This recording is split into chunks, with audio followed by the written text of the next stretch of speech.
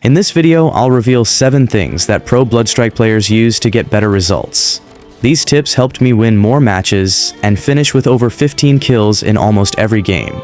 We'll cover everything, from using your utilities effectively to mastering technical settings like finding your perfect sensitivity. If you apply these tips for just 1 week, you'll notice a huge improvement in your gameplay. So let's get started. One of the most important points that many new players neglect is movement. It's not just about having good aim. Knowing how to move can make the difference between dying or taking down an entire squad. You must understand that to maximize your movement speed, you need to have any melee weapon equipped. I recommend the knife or axe. Now let's talk about the movements. The first is the slide jump. This is the most basic movement you should learn. All you need to do is run, slide, and jump. It's essential to master this combination since most advanced movements derive from it or are similar to it. Next is slide canceling. It's very similar to the slide jump movement, but for this one, you have to run, slide, and press the slide button again to cancel the animation.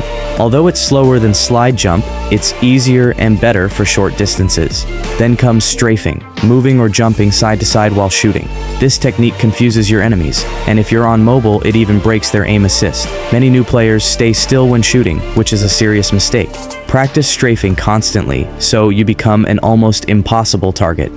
Now that you understand how movement works, let's connect that with your striker's abilities. Some strikers have skills that allow them to move faster, like Zero when using a melee weapon, Emma with her passive, and Ethan with his secondary ability. All these abilities make a difference, but they only matter if your control is smooth.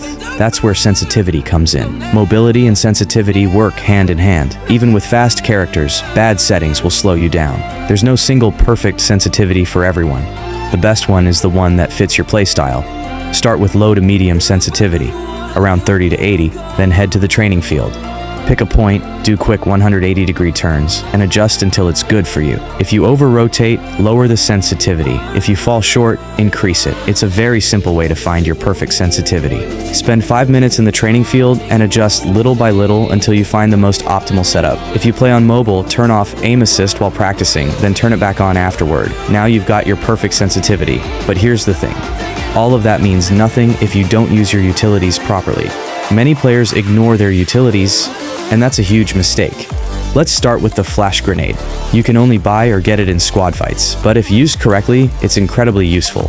Throw flashes before rushing or entering a site. It guarantees at least 1 kill. Smokes are great for escaping, reviving, or rotating without being seen. As for explosive grenades, don't throw them randomly. Use them to force enemies out of cover or finish off downed opponents. Then there are drones. Use UAVs before entering a site. They give you a tactical advantage, showing how many enemies there are and where they're located. Use your utilities as if they were another weapon. Don't go through an entire game without using them.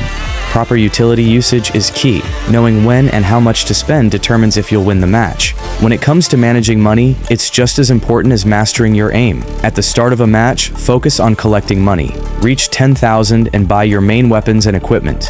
After that, prioritize your secondary weapon, shield, utilities, and also revive your teammates if you get the opportunity. Another tip is not to waste too much time buying or looting. You'll be an easy target if you stand still for too long. Now that you've got the money, weapons, and utilities, if you're not well positioned, you'll still lose. Positioning is the best indicator of who wins a fight or even a whole match. It's important to know how to position yourself before shooting. Height always wins. Whenever possible, look for high ground. You'll have better vision, cover, and control over the area.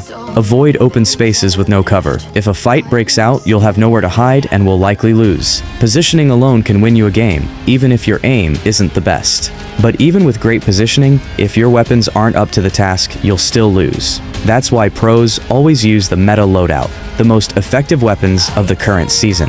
Instead of experimenting too much, focus on what's working now like Uzi, UMP, M700, and AK-47. Always carry 1 short range and 1 long range weapon so you're ready for any situation. These aren't just popular, they're proven to help pros dominate. And even with all that, there's one final piece that brings everything together: communication. You can have great aim, positioning, and even meta weapons, but if your team doesn't communicate, it's basically 1 versus 4. Pro players call out everything, not just for themselves, but for their teammates' awareness. That's what makes their coordination look effortless. Apply these tips, and you'll see results in your gameplay. Tell me in the comments which one helped you most, and if you're still not improving, it's probably because of your aim. Watch this next video. It'll show you how to get better aim in BloodStrike.